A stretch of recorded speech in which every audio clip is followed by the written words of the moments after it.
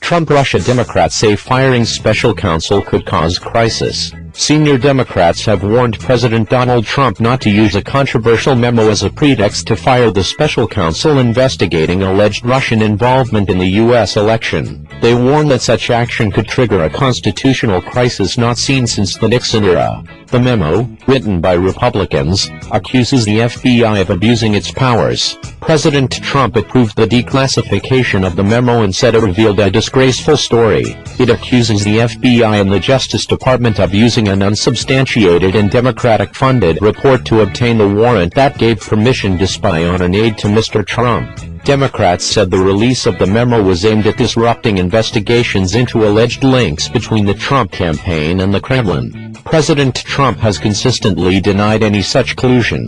The FBI had warned against the memo's release and said key facts had been omitted. What have Democrats said?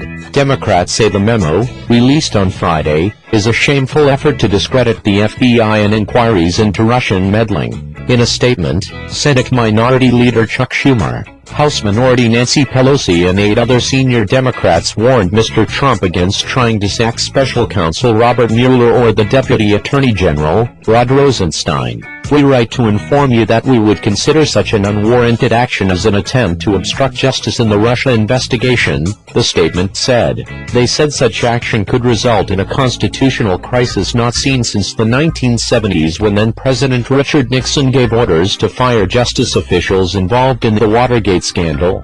The White House later said no changes would be made at the Department of Justice and Mr. Rosenstein was fully expected to continue in his job.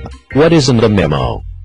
It focuses on the court-approved wiretapping of Carter Page, a foreign policy advisor to the Trump campaign who was put under electronic surveillance by the FBI. But the memo accuses the FBI and the Justice Department of using unsubstantiated evidence to obtain the October 2016 warrant. It says that they did not tell the authorities their claim to the warrant was partially based on a dossier funded in part by the rival campaign of Hillary Clinton. It also says that the author of that dossier, a former British intelligence agent called Christopher Steele, told a senior Justice Department official that he was desperate that Donald Trump not win the vote. What have Republicans said? Republicans who support the release of the memo say it exposes malpractice and political bias within the FBI and Justice Department. Asked about the contents of the memo, Mr. Trump said a lot of people should be ashamed of themselves. Earlier on Friday, the president accused top officials of politicizing FBI and Justice Department investigations to damage his Republican Party.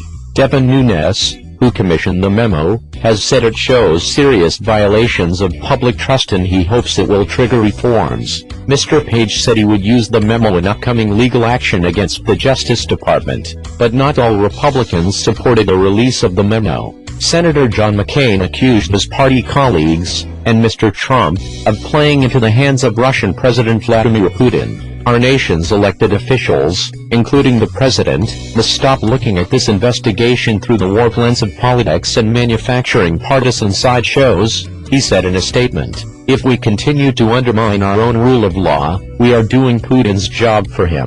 What other reaction has there been? Former FBI Director James Comey, who was fired by President Trump in May, tweeted that the memo was dishonest and misleading. The current director, Christopher Wray, in an email to staff, said talk is cheap. The work you do is what will endure. I stand by our shared determination to do our work independently and by the book. I stand with you, he said. Analysis by the BBC's North America reporter Anthony Zurcher. The mystery is over, the memo is out, and the results are pretty much what everyone expected. Whether the Republican-generated document is as explosive as it had been made out to be depends on how one views the now infamous Christopher Steele dossier and whether one believes the memo's assertion that it was an essential part of the Carter Page FISA warrant's approval, or if there was other pertinent information the Republican memo writers omitted. The memo makes the case that the FISA judge should have been told about information about Steele that could call his objectivity into question, including his expressed views about Donald Trump, his contacts with the press and the fact that his investigation was funded, in part, by Democratic Party interests. Would such a disclosure have been enough to make the Page warrant request one of only a handful of the tens of thousands of FISA applications that have been rejected by judges since the system was set up in 1978?